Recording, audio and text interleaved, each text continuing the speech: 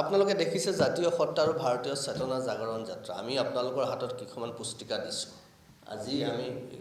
আমি আনুষ্ঠানিকভাৱে মুকলি কৰি দিছোঁ এই পুস্তিকাসমূহ আপোনালোকৰ আগত পুস্তিকাসমূহ আমি এনেকুৱা পুস্তিকা আমি আপোনালোকৰ আগত মুকলি কৰি দিছোঁ আনুষ্ঠানিকভাৱে মানে ইয়াত কি আছে এই পুস্তিকাখন ভাৰতৰ সংবিধানৰ অনুচ্ছেদ 51 ক আমি সদায় মৌলিক অধিকাৰৰ কথা কওঁ নাই আমি কি পাব পাৰোঁ সেইটো কওঁ কিন্তু আমাৰ কি কৰণীয় আছে সংবিধানে আমাক কি কৰিবলৈ দিছে এজন ভাৰতীয় নাগৰিক হিচাপে হিন্দু মুছলমান জৈন খ্ৰীষ্টিয়ান সকলো ঊৰ্ধত গৈ পেলাই আমি প্ৰত্যেক যে ভাৰতীয় নাগৰিক গতিকে ভাৰতীয় হোৱাৰ আমাৰ কি দায়িত্ব আছে সেই দায়িত্বসমূহৰ ওপৰত সজাগতা বৃদ্ধি কৰিবৰ কাৰণে আৰু তাৰ লগতে আমাৰ জাতীয় যিখিনি সমস্যা আছে সমস্যাখিনি শক্তিশালী কৰিবৰ কাৰণে আমি জাতীয় সত্তা আৰু ভাৰতীয় চেতনা জাগৰণ যাত্ৰা আমি আৰম্ভ কৰিছোঁ বিগত সময়ছোৱাত আমি জাতীয় সত্তা আৰু হিন্দু চেতনা জাগৰণ যাত্ৰা বুলি কৰিছিলোঁ 19 চনৰ পৰা 21 চনলৈকে আৰু এই বৰ্ষৰ পৰা আমি আৰম্ভ কৰিছোঁ জাতীয় সত্তা আৰু ভাৰতীয় চেতনা জাগৰণ যাত্ৰা তো ইয়াতে আছে সৰু পুস্তিকা 8 পেজৰ পুস্তিকা এখন আছে ইয়াতে তো ইয়াত আমাৰ কিছু কাৰ্যক্ৰমণিকাও আছে আৰু সেই ভাৰতীয় সংবিধানত থকা নাগৰিকৰ দায়িত্বসমূহ এইখিনিৰ ওপৰতে আমি মূলতঃ আলোচনা কৰিম ৰাইজৰ মাজলৈ যাম কেৱল মঠ মন্দিৰ দেৱালয়তে নহয় স্কুল কলেজ মছজিদ মাদ্ৰাছা গীৰ্জা সকলোলৈকে আমি যাম কাৰণ তেওঁলোকে আমাক আমন্ত্ৰণ কৰিব বুলি ভাবিছোঁ কাৰণ এইটো আশা ৰাখিছোঁ তেওঁ সকলোবোৰ ভাৰতীয় নাগৰিক হিন্দু হওক মুছলমান হওক জৈন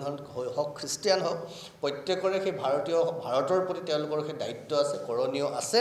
আৰু সেইখিনি কি আছে সেইখিনি আমি পৰৱৰ্তী সময়ত এই প্ৰচাৰ পত্ৰিকাৰ মাধ্যমেৰে অসমৰ ৰাইজক জনাম বা তেওঁলোককো জনাম গতিকে কেৱল মঠ মন্দিৰৰ মাজতেই সীমাবদ্ধ হৈ ৰাখিব খোজা নাই আমি ভাৰতীয় হিচাপে মাদ্ৰাছা মছজিদ গীৰ্জা সকলোলৈকে চহৰ অঞ্চললৈকো আমি যাম এইবাৰ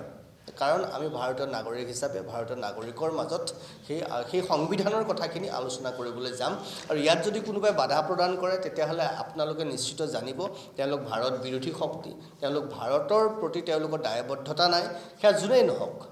আমাৰ কাৰণে এগৰাকী সাধাৰণ বন কৰা মানুহৰ পৰা মহিলাৰ পৰা ৰাষ্ট্ৰপতিলৈকে যিমান আছে মাজত সকলোৰ কাৰণে ডাঙৰ চিনাকি হ'ল আমি ভাৰতীয় নাগৰিক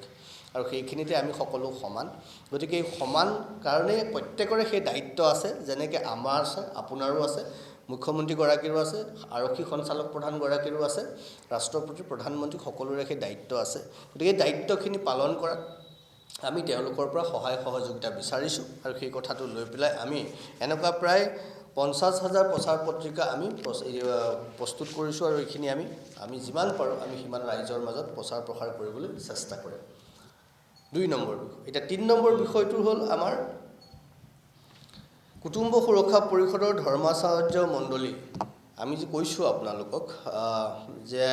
অসমত বিভিন্ন সময়ত বিভিন্ন ধৰ্ম পন্থ উপপন্থৰ মাজত বিভিন্ন ধৰণৰ খামখেয়ালি বিভিন্ন ধৰণৰ সমস্যাৰাজি আদিৰ সৃষ্টি হোৱা আমি দেখিবলৈ পাইছোঁ গতিকে এই সমস্যাৰাজিসমূহক আমি কি ধৰণে মোকাবিলা কৰিব পাৰোঁ যে মোকাবিলা কৰিবলৈ আমি চিন্তা কৰিছোঁ যে বিভিন্ন পন্থ উপপন্থৰ মাজত থকা বিভিন্ন ধৰ্ম চিন্তা কৰা উপাসনা পদ্ধতিৰ মাজত বিলীন হৈ থকা সেই সমস্ত ব্যক্তিসকলৰ লগত আমি সম্পৰ্ক কৰিব লাগিব আমি তেওঁলোকৰ মাজত সংহতি ৰক্ষা কৰিব লাগিব আমাৰ বিভিন্ন সত্ৰ নামঘৰ মঠ মন্দিৰ দেৱালয়বোৰৰ নানান সমস্যা আছে আৰু বিভিন্ন সময়ত এই সমস্যাবোৰ ৰাজনৈতিক মেৰপাকত সোমোৱা আমি দেখিছোঁ কোনোবা এনেকুৱাও দেখিছোঁ যাৰ ৰাজনৈতিকভাৱে সম্পৰ্ক শক্তিশালী তেনেকুৱা সত্ৰ নামঘৰ দেৱালয় মন্দিৰে ব্যক্তিগত বুলিয়েই কৈছোঁ তেনেকুৱা যথেষ্ট আগবাঢ়ি গৈছে কিন্তু বাকী সাধাৰণ মানুহে যি ধৰণে নামঘৰ মন্দিৰ সত্ৰ প্ৰতিষ্ঠা কৰিছে সেইবোৰ একাষৰীয়া হৈ পৰিছে কিন্তু ভগৱান কেৱল ডাঙৰ মন্দিৰতে নাথাকে ভগৱান সকলোতে থাকে সেইকাৰণে সকলোৰে কোনে কি ধৰণে উপাসনা কৰিছে সত্ৰ নামঘৰ মন্দিৰ সকলোতে যি ধৰণৰ ব্যৱস্থা আমি কৰিব পাৰোঁ সেই অধিকাৰসকলৰ লগত সেই সমস্যাসমূহ আলোচনা কৰিবলৈ আমি ভাবিছিলোঁ অসমত কেইবাটাও তেনেকুৱা সংগঠন আছে সত্ৰ মহাসভাকে আৰম্ভ কৰি কেইবাটাও কিন্তু আমি তেওঁলোকৰ পৰা যথেষ্ট আশা কৰিছোঁ এতিয়াও কৰোঁ আৰু তেওঁলোকক সহায় কৰিব আমি পাৰোঁ নেকি তেওঁলোকক সহায় কৰিবলৈ তেওঁলোকক আগুৱাই যোৱাত ক'ৰবাত আমিও অকণমান হ'লেও সহযোগ কৰিব পাৰোঁ নেকি সেই বুলি ভাবি কুটুম্ব সুৰক্ষা পৰিষদৰ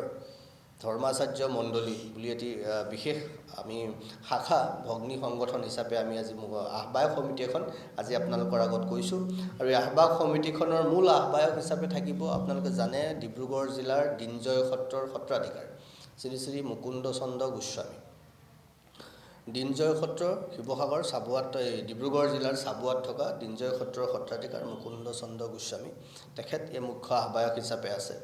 তাৰ লগতে আপোনালোকে দেখিছে মিণ্টু শংকৰ গোস্বামী আমাৰ সোঁফালে বহি আছে তেখেত, শ্ৰৱণ মহন্ত তেখেত কলিয়াবৰৰ এখন সত্ৰৰ ডেকা সত্ৰাধিকাৰ, বনজিৎ ৰাভা অকণমান দেৰি হ'ল যদিও তেখেত বনজিৎ ৰাভা মহন্ত তেখেত এখন সত্ৰৰ সত্ৰাধিকাৰ, মুকেশ দত্ত গোস্বামী তেখেত বজালীৰ, মাধুৰ্য বৰা আপোনালোকে বিভিন্ন সময়ত দেখিছে চাগে ভাগৱত ব্যাখ্যাকাৰ, আপোনালোকে ইউটিউবত কেতিয়াবা চালে পায়, ভাগৱত ব্যাখ্যাকাৰ মাধুৰ্য বৰা আৰু ময়ূৰ কৃষ্ণ মহন্ত তেওঁলোকক লৈ পেলাই আমি আহ্বায়ক সমিতি এখন যে আহি থকা সময়ত আমি অসমৰ সত্ৰসমূহ বা সত্ৰ নামঘৰ দেৱালয় মঠ মন্দিৰ সকলো ঘূৰি ফুৰি আমাৰ জাতীয় সত্তা আৰু ভাৰতীয় চেতনা জাগৰণ যাত্ৰাৰ অংশ হিচাপে সকলোতে ঘূৰি আমি পূৰ্ণাংগ সমিতি কেনেকৈ সত্ৰ নামঘৰ মঠ মন্দিৰসমূহ আন্তঃগাঁথনি উন্নয়নৰ পৰা কি ধৰণে কৰিব পাৰি, আমি কোৱা নাই যে আমি কৰিম, কেনেকৈ কৰিব পাৰি, তাৰ কি বিকল্প উলিয়াব পাৰি, কেনেকৈ সকলোৰে মাজত সমন্বয় ৰক্ষা কৰিব পাৰি সেইটো চিন্তা কৰি শক্তিশালী এখন সমিতি কৰিব। তাৰ দায়িত্ব আজি এই আহ্বায়ক সমিতিখনত থকা ব্যক্তিসকলক সেই দায়িত্ব প্ৰদান কৰা হৈছে। যিকোনো খবৰৰ বাবে যোগাযোগ কৰক 7099017330 লগতে 7099017110 নম্বৰত।